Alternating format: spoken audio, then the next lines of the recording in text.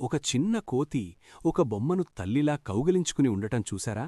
జపాన్లోని ఒక జూలో జరిగిన ఈ హృదయాన్ని కదిలించే కథ ఇప్పుడు ప్రపంచాన్ని కంటతడి పెట్టిస్తోంది. ఇది చిన్న స్నో మంకీ పంచ్కున్ కథ. నమస్కారం అందరికీ. ఇలాంటి ఆసక్తికరమైన ఫ్యాక్ట్స్ కోసం మన ఛానల్ను సబ్స్క్రైబ్ చేయడం మర్చిపోవద్దు. ఇప్పుడు మనం ఈ చిన్న కోతి జీవితంలోకి వెళ్ళేద్దాం. పంచ్కున్ 2025 జులై 25న జపాన్లోని ఇచికావా సిటీ జూలో పుట్టింది. ఇది జపనీస్ మకాక్ అంటే స్నో మంకీ జాతికి చెందిన చిన్న కోతి. పుట్టిన కొన్ని రోజులు అంత సరిగ్గానే ఉంది. కానీ ఆ తరువాతే అసలు కథ మొదలైంది. పంచ్ తల్లి దాన్ని పెంచడాన్ని ఆపేసింది. మనకు తెలిసిన విషయమేంటంటే, కోతి పుట్టిన కొన్ని నెలలు దాకా తల్లికోతి పిల్లకోతిని విడిచిపెట్టదు. కాని ఈ కోతిలో అలా జరగలేదు. పంచ్ ఒక్కసారిగా ఒంటరిగా మిగిలిపోయింది. అది చూసిన జూ సిబ్బంది వెంటనే స్పందించారు. పంచ్ను పెంచడం ప్రారంభించారు. బేబీ బాటిల్తో పాలిచ్చారు.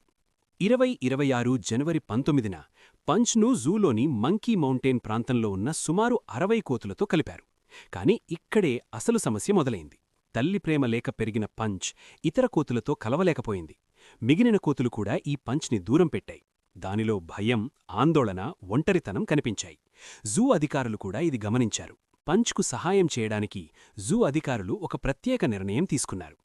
దానికి ఐకేయా తయారుచేసిన జూంగెల్ స్కోగ్ అనే పెద్ద ఒరాంగుటాన్ బొమ్మ ఇచ్చారు. మొదట అది సాధారణ బొమ్మగానే అనిపించింది. కాని తరువాత జరిగినది అందరినీ ఆశ్చర్యపరిచింది. పంచ్ ఆ బొమ్మను గట్టిగా కౌగిలించుకుంది. దానితోనే నిద్రపోయింది. తల్లి ప్రేమకు దూరమైన దానిని తల్లిలా చూసుకోవడం ప్రారంభించింది. ఇలా ఒంటరిగా ఒక కోతి బొమ్మను పట్టుకుని బాధగా ఉన్న ఆ కోతిని చూస్తే ఎవరికైనా బాధ వేస్తుంది కదా. అలాగే ఎవరో ఒకతను దాన్ని వీడియో తీసి సోషల్ మీడియాలో పెట్టాడు. ఆ దృశ్యాలు సోషల్ మీడియాలో వైరల్ అయ్యాయి. పంచ్ వీడియోలు ప్రపంచవ్యాప్తంగా పాపులర్ అయ్యాయి. లక్షలాది మంది దాని కథ చూసి బాధకు గురయ్యారు. ఇచికావా సిటీ జూకు వచ్చే సందర్శకులు కూడా గణనీయంగా పెరిగారు. చిన్న కోతి, ఒక బొమ్మ, కాని ప్రపంచం మొత్తాన్ని కదిలించిన కథ.